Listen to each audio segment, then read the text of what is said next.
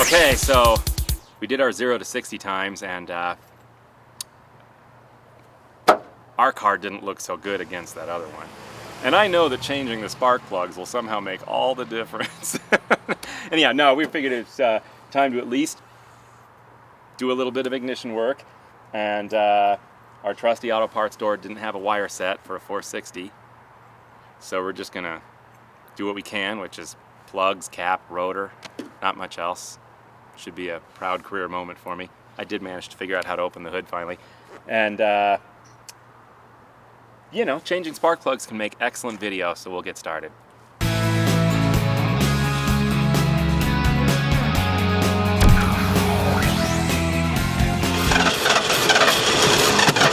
Whoop.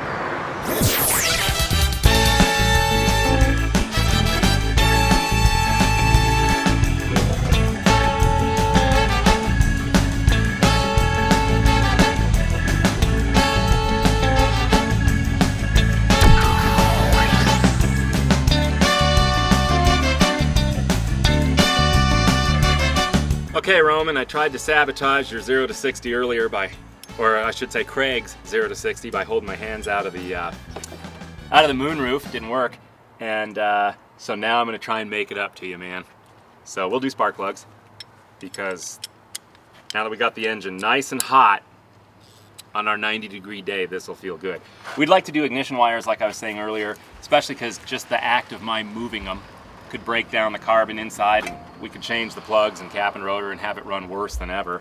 But I'm assured that we'll get spark plug wires and you know, hopefully save things that way. Plus I have a certain professional or not professional enough curiosity as to what these plugs are going to look like after only, what is it, 20,000 miles? Yeah, you know, we'll see. Some guys say, you know, oh, you can read the plugs and see if it's too rich and too lean or whatever. I'm not much of a subscriber to that. I think with modern fuel, they seem to look good almost no matter what, unless you've got an old oily burning soot bomb. I would look at this plug and I'd say, it's okay, it's a little black. I think it's gapped a lot wider than I would gap them. But I don't know what the spec is for this, and it doesn't take long to feel the heat.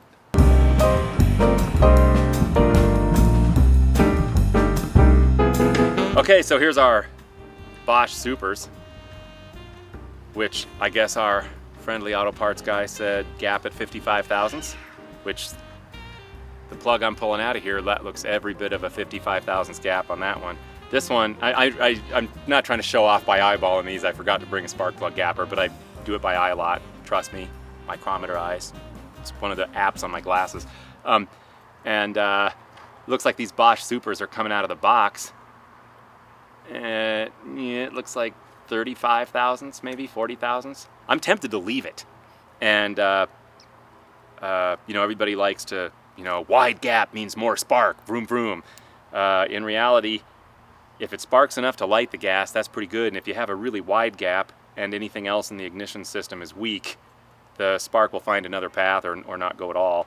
I know that on a lot of English cars, you know, the rotors are so frail that I'll actually gap the plugs down just to stress the rest of the ignition system less. In any event, so you guys that work on Lincolns all the time can make fun of me for my logic or not, but I'm going to leave these gapped as they are rather than tweaking them. Also, I think in the act of just moving our ignition wires, if they're the old carbon core type, we could take a good ignition and kill it, and I don't have a spare wire set because our auto parts store, as I was saying, was, you know, not till tomorrow. So I'm going to leave these gapped where they are. Part of it is maybe a little bit for my own learning curve, but you know, it's plenty to light the gas. The reason you can't you know, gap them too wide is that under the pressure of combustion, if a weak ignition won't make that leap, whereas a smaller gap, you're more guaranteed of doing it. So we'll see. You know, I tighten them until I hear the porcelain break and then back off a little and blame somebody else. That's my strategy. You know, not very.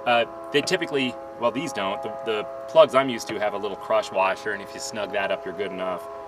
You know, it's not like they rattle out or pop out or anything.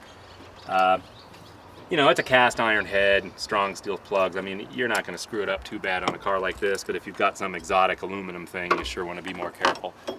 And I always try, again, especially on a more exotic aluminum head or something where you can't see what's going on, if you can't run the threads in by hand all the way, back out and address things until you can. Don't just figure, oh well, if it's tight going in, they'll stay nice. You'd really rather not ruin the threads.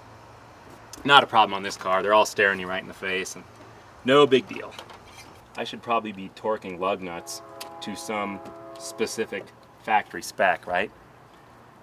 And I don't. I just, what I call common sense them. And if you've been doing it for 20 some years, your common sense on a torque spec is probably pretty accurate. But it's embarrassing when you're asked by somebody, you know, what do you torque these wheels to? Until they're tight, you know. Now this one's firing completely different. This one's way hotter. Or, you know, way, I don't know, hotter, cleaner, whatever you want to say. That first one that we looked at was a little bit oily. This one's really just like, almost like it's been burning a little hot, which is great. I mean, you know, I would suspect it's really more of oil consumption on the other ones and not so much on that. Again, I think when people are reading plugs, I think it's to look smart. I don't think it's just me. You know, I've heard a lot of guys go, that car smells rich. It's like, well, no, you're just smelling the hydrocarbons. You're smelling the unburned fuel.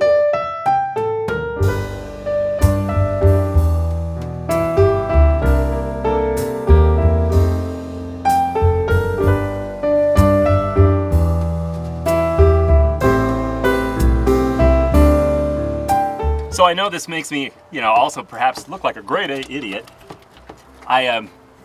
It's, you know, it's kind of easy to lose track your spark plug order if you just go yanking them all off at once. So I'm kind of one at a time. Of course, I'm the guy that writes notes to myself under the hood of my car so that I won't forget what I did, you know. But yeah, if you're, you know, for those of you that are going to try this at home, I suspect most people are well beyond this, but yeah, don't get the ignition wires out of order, because on some cars, even just finding number one can be kind of a pain or difficult. So yeah, only undo what you have to one at a time. We'll do that when we replace the wire set too, and try and keep it, you know, keep it easy or keep it less confusing. Yeah, so that's spark plugs done. Hardly a career challenge, so that's cool. And we'll throw a cap and rotor on it and try not to lose sight of where the plug wires go on that end.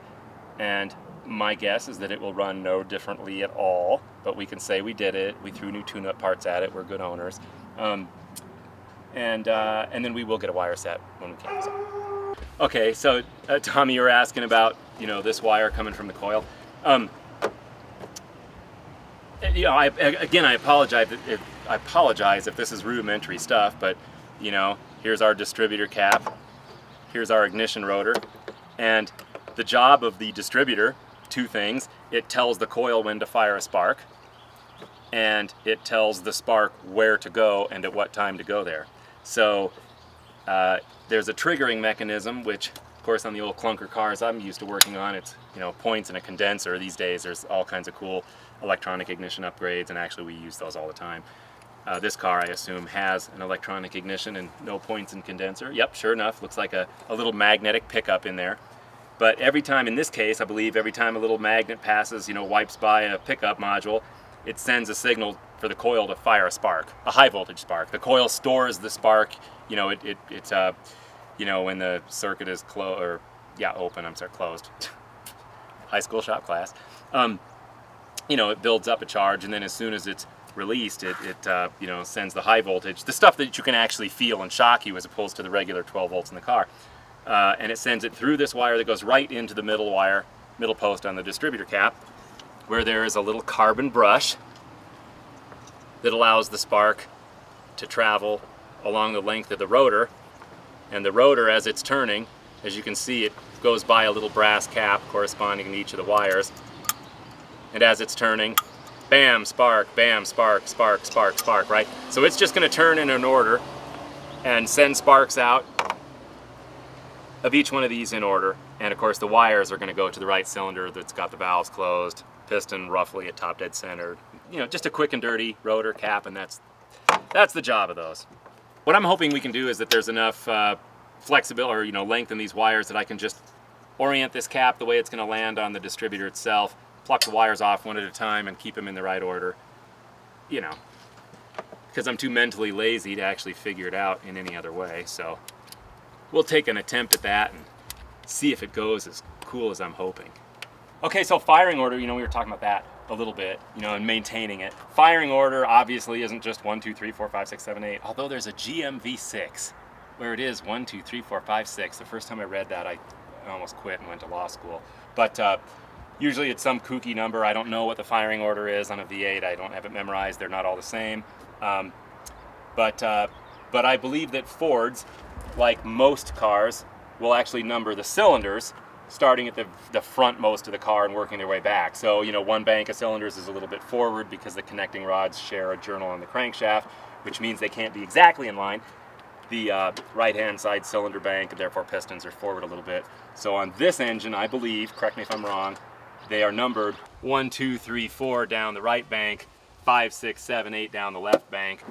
The actual firing order for when the valves are closed and you're supposed to light the spark is obviously determined by the order of the wires in the distributor cap and the direction of the rotor rotation. And I could figure it out, but really, as long as we know that it's running all 8 now, if we just keep track of what's here and put it back together the same, we will not have altered that. And we're not actually moving the distributor, so we won't be affecting the timing. This really is monkey work if you're paying attention to what you're doing at all. And, and hopefully I can look as smart as a monkey. We'll see.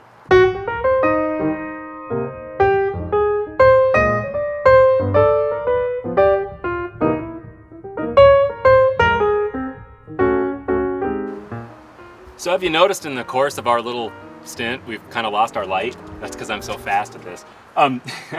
We'll put the air cleaner on. You know, as I was saying, keeping track of the order of the wires. It seems like it'd be easy, and yet I cheated on a couple because they were getting tangled up. And now I'm hoping that I actually put them back right. Otherwise, we're gonna have to do something desperate like look at the firing order, you know, go to the manual or something like that. And as a career mechanic, nothing could be more shameful than turning to the manual for something like simple ignition work. But we'll just fire it up and see if it runs good. By the way, if you hold your tongue just right, things come out better, you know. Somehow that helps. It's like Captain Kirk doing the drop and roll. It helps. Fire at will! This could be really embarrassing. Or it could be great. We'll see.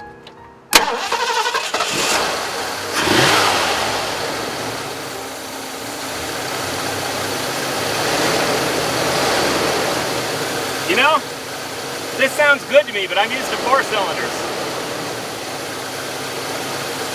I think we're good.